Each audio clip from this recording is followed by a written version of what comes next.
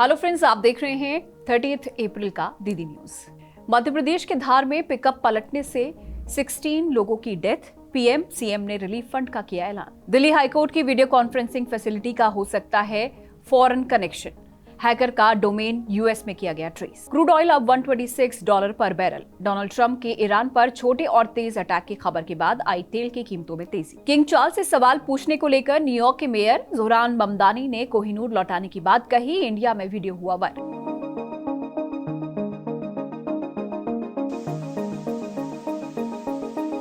देश भर में लास्ट 24 आवर्स में अलग अलग तरह का मौसम दिखा। कहीं पर आंधी बारिश हुई तो कहीं पर भीषण गर्मी ने लोगों को परेशान किया। पंजाब, हरियाणा, चंडीगढ़, दिल्ली, मध्य प्रदेश, राजस्थान और गुजरात में कई जगहों पर टेम्परेचर 40 से 46 डिग्री सेल्सियस के बीच रहा। ऑल्दो आंधी और हल्की बारिश की वजह से कई जगहों पर टेम्परेचर 2 से 3 डिग्री तक कम भी हुआ। इस बीच उत्तर प्रदेश में आंधी बारिश की वजह से 13 लोगों की डेथ हो गई है। सुल्तानपुर में सबसे ज्यादा 7 डेथ्स हुई हैं, तो वहीं बिहार में भी 5 लोगों की मौत हो गई है। पटना में आंधी से दीवार गिर गई, जिसमें दबकर 2 लोगों की डेथ हुई है। On the other hand, UP का बांदा लगातार तीसरे दिन 45.8 डिग्री सेल्सियस के साथ सबसे गर्म रहा।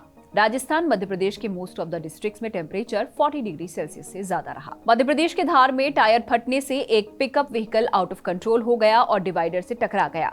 इस एक्सीडेंट में 16 लोगों की डेथ हो गई है एंड 13 आर इंजर्ड।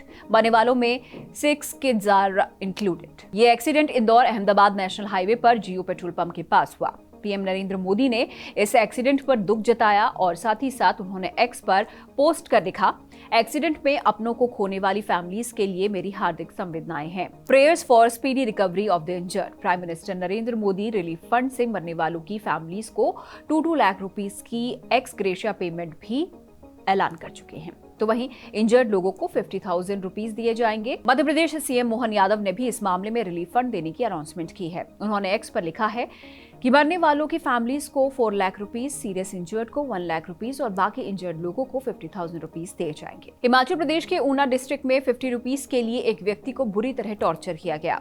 उसे कमरे में ले जाकर बेरहमी से पीटा और आरोप है कि प्लास से उसके नाखून तक उखाड़े गए। इस मामले के आरोपी 5 डेज के बाद भी फरार बताए जा रहे हैं। ये इंसिडेंट 24 अप्रैल की रात का है। अकॉर्डिंग टू द रिपोर्ट्स, टहलीवाल के रहने वाले मोहम्मद यूसुफ अपने 2 व्हीलर में तेल डलवाने बाधू बाथड़ी पेट्रोल पंप पर पहुंचे थे। उन्होंने 50 रुपीस का तेल डलवाया और इसके बाद जब वो गूगल पे करने लगे तो मोबाइल फोन बंद हो गया। तो उन्होंने पेट्रोल पंप वर्कर्स से कहा कि मोबाइल चार्ज करने दे ताकि पेमेंट किया जा सके। इस बात पर मोहम्मद यूसुफ और पेट्रोल पंप वर्कर्स की बहस हो गई। वहां के वर्कर्स ने गुस्से में उन्हें ऑफिस के कमरे में ले जाकर पीटा। आरोप है कि प्लास से युवक के नाखून उखाड़ने की भी कोशिश की गई। वहां पर किसी व्यक्ति ने यूसुफ की पिटाई का वीडियो बना लिया, जो कि अब सोशल मीडिया पर वायरल हो रहा है। दिल्ली हाईकोर्ट प्रोसीडिंग्स के दौरान ऑब्सीन वीडियो चलने के मामले में अब इन्वेस्टिगेशन जारी है। माना जा रहा है कि आरोपी ने हाईकोर्ट का वीडियो कॉन्फ्रेंसिंग सिस्टम हैक कर लिया था।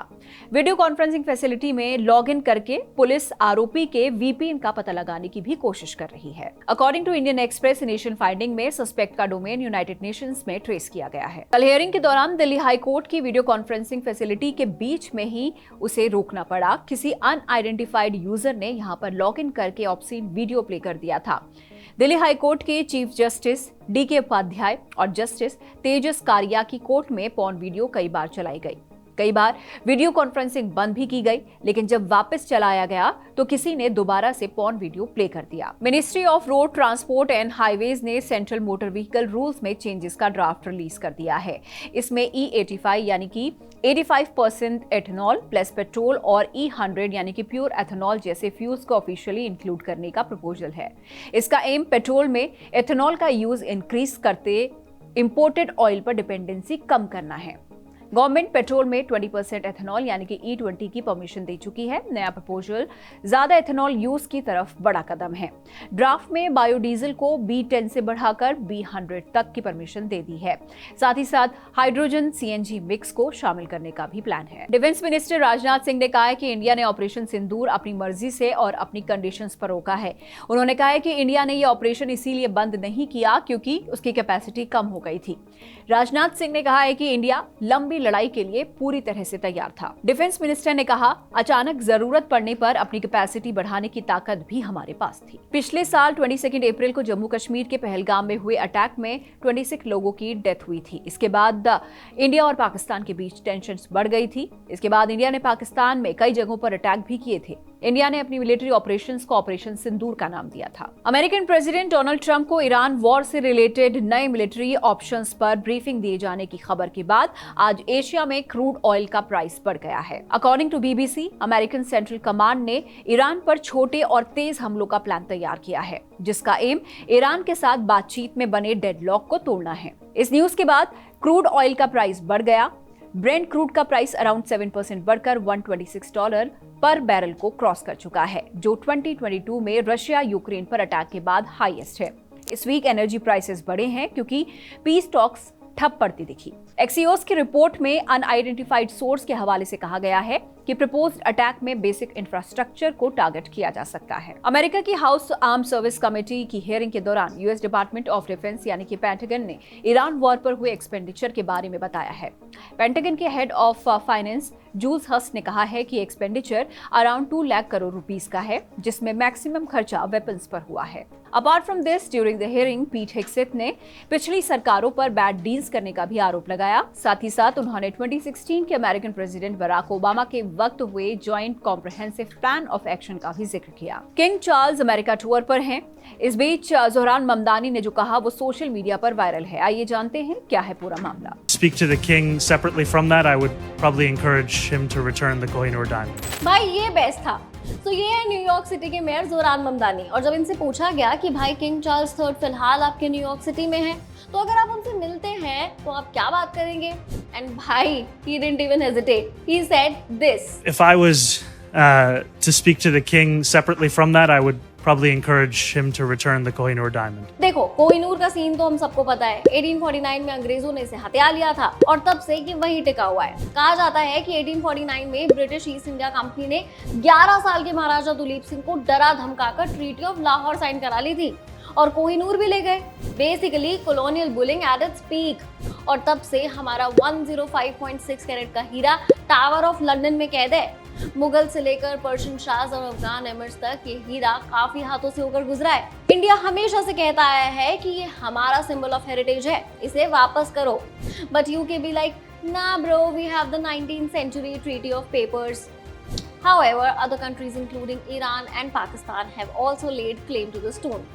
But इंडिया ओरिजिन के ममदानी भले ही अब न्यूयॉर्क सिटी के मेयर हो, पर मौका मिलते ही चौका मार दिया। वैसे किंग चार्ल्स से ममदानी की मुलाकात हुई है, फेस टू फेस डिमांड किया होगा उन्होंने। एनटीए ने जून 2026 में होने वाले यूजीसी एनईटी 2026 के लिए रजिस्ट्रेशन प्रोसेस शुरू कर दिया है। Assistant professor, junior research fellowship और पीएचडी करने की चाहत रखने वाले कैंडिडेट ऑफिशियल वेबसाइट ugcnet.nta.nic.in पर जाकर इसमें अप्लाई कर सकते हैं। यूजीसी ने इस साल स्टैटिस्टिक्स को एनईटी के अंडर एक अलग सब्जेक्ट के तौर पर इंट्रोड्यूस किया है, जिसमें अब टोटल सब्जेक्ट्स का काउंट 85 हो गया है। इसमें अप्लाई करने के लिए 20 मई लास्ट डेट है और 22 से 30 जून के बीच सीबीटी मोड में ये एग्जाम होगा। सीबीएसई के एग्जाम कंट्रोलर संयम भारद्वाज ने बताया है कि 12th के रिजल्ट मई के 3rd वीक में आ सकते हैं। दरअसल कुछ रिपोर्ट्स में क्लेम किया गया था कि ऑन स्क्रीन मार्किंग सिस्टम की वजह से कॉपीज के इवैल्यूएशन में गड़बड़ियां और देरी हो रही है। इस पर भारद्वाज ने कहा है कि प्रोसेस पूरी तरह से सही चल रहा है और तय समय पर है। थॉमस कप के ग्रुप ए के अपने लास्ट मैच में इंडियन मेंस बैडमिंटन टीम को चाइना के अगेंस्ट 2-3 से हार का सामना करना पड़ा। ऑल्दो इंडिया पहले ही क्वार्टर फाइनल में अपनी जगह पक्की कर चुका है। ग्रुप में सेकंड पोजीशन पर रहने के बाद अब नॉकआउट में इंडिया और जापान का मैच हो सकता है। इंडिया के आयुष शेट्टी और एचएस प्रणय ने अपने मैचेस जीते, जबकि दूसरे प्लेयर्स हार गए। पेरिस ओलंपिक 2024 के बाद रिटायरमेंट लेने वाली Indian women wrestler Vinesh Phogat वापसी करने वाली है। विनेश अब अपने पुराने 50 किलोग्राम के बजाय 57 किलोग्राम वेट कैटेगरी में खेलती नजर आएंगी। उनकी वापसी 10 से 12 मई के बीच उत्तर प्रदेश के गोंडा में होने वाले नेशनल ओपन रैंकिंग टूर्नामेंट से होगी। इंजरी और कंपटीशन की वजह से विनेश कई बार अपनी कैटेगरी बदल चुकी हैं। 48, 50, 53 और 55 किलोग्राम के बाद 57 किलोग्राम उनके करियर की 5th वेट कैटेगरी होगी। रणवीर सिंह की फिल्म धुरंधर 10 जुलाई 2026 को जापान में रिलीज होगी। जापान में इस फिल्म को ऑपरेशन धुरंधर के नाम से रिलीज किया जाएगा। इसके पहले जापान में रणवीर सिंह की गली बॉय, गोलियों की रासलीला, रामलीला और पद्मावत फिल्में रिलीज हो चुकी हैं। जापान में सबसे ज्यादा कमाई करने वाली इंडियन फिल्म RRR है, जिसने अराउंड 143.69 करोड़ रुपीस का कलेक्शन किया था। गोल्ड और सिल्वर मार्केट में आज बढ़त रही। 30 अप्रैल को 10 ग्राम गोल्ड की वैल्यू 1,48,000 रुपीस है, तो वहीं 1 kg सिल्वर 2,36,000 रुपीस में मिलेगा। वहीं शेयर मार्केट में आज गिरावट रही। निफ्टी 0.74% गिरावट के साथ 23,997 पर और सेंसेक्स 0.75% गिरावट के साथ 76,913 पर बंद हुआ।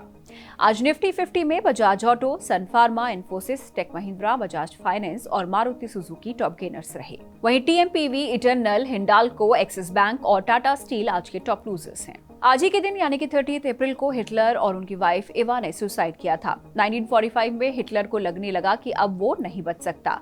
वो बर्लिन के एक बंकर में था। विरोधियों के हाथ लग जाने के डर से उसने पहले अपने साथियों को जहर की शीशियां बांटी और इसके बाद 10:30 बजे हिटलर की वाइफ एवा ब्राउन ने जहर निकला।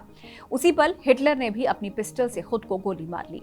सुसाइड से एक दिन पहले हिटलर ने गर्लफ्रेंड एवा ब्राउन से शादी की थी।